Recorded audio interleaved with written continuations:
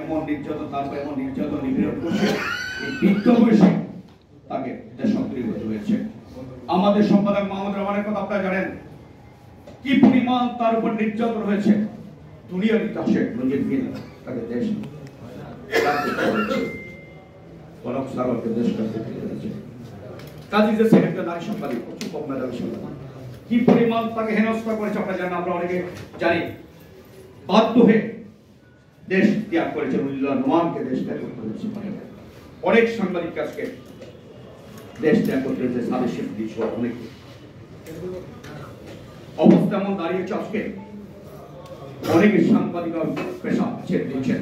এই প্রেসিডেন্টের একটা কিছুদিন আগে জরিপ দেখিয়েছিল 1 বছরে 86 জন সাংবাদিক পেশা পরিবর্তন করে পিআরওর চাকরি করছেন, বিভিন্ন প্রতিষ্ঠানে চাকরি করছেন। কারণ সত্যটা তারা তুলে ধরতে পারছেন না, নানা ধরনের নিপীড়নের শিকার হচ্ছেন বলেই। এর ফলে কি হচ্ছে, সত্যতা যেহেতু সাংবাদিকরা তুলে ধরতে পারছেন না, এর ফলে গণমাধ্যম এখন দিন দিন পাঠকদের আস্থা হারিয়ে ফেলছে। মজার ঘটনা কি জানেন, পাকিস্তানের মতো দেশে সারা বছর মিলে 6 দিন পত্রিকা বন্ধ থাকে। ইন্ডিয়া আনতে বাংলাদেশিদের জন্য 6 দিন একটা বন্ধ করে দিল।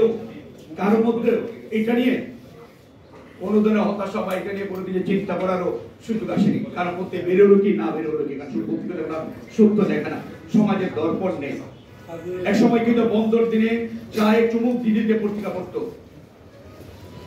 আজকে গণমাধ্যমের দিকে মানুষের সে আস্থা বা সেই নজর, সে বিশ্বাস নেই। এই যে বিশ্বাসযোগ্যতা না থাকার কারণে আছে কি হচ্ছে, পাঠক দর্শক যেমন মিডিয়া প্রত্যাখ্যান করছে, একই সঙ্গে আজকে বাংলাদেশের গণমাধ্যম তার বিজ্ঞাপনের বাজার হারাচ্ছে।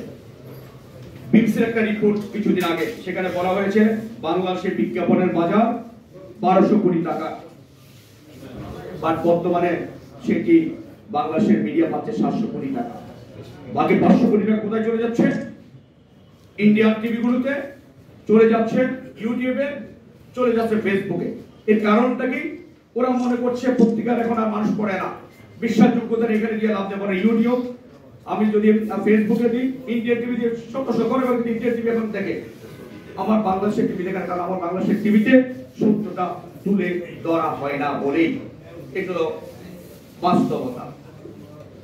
আরেকটি বিষয়, সরকারি বিজ্ঞাপন এখন একটা সরকারের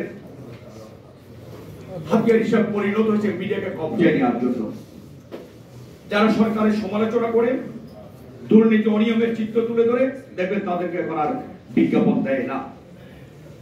রাজনৈতিক প্রভাব বিস্তার করে 2000 যে পত্রিকা বের হয় না, সেই পত্রিকা 2 লাখ 2.5 লক্ষ সার্কুলেশন দেখানো হচ্ছে এবং মোটা অঙ্কের বিজ্ঞাপনের টাকা দেওয়া হচ্ছে রেট বাড়িয়ে। সরকারি হিসাবে 50 সংখ্যায় প্রথম দিকে থাকা, আমি অনেক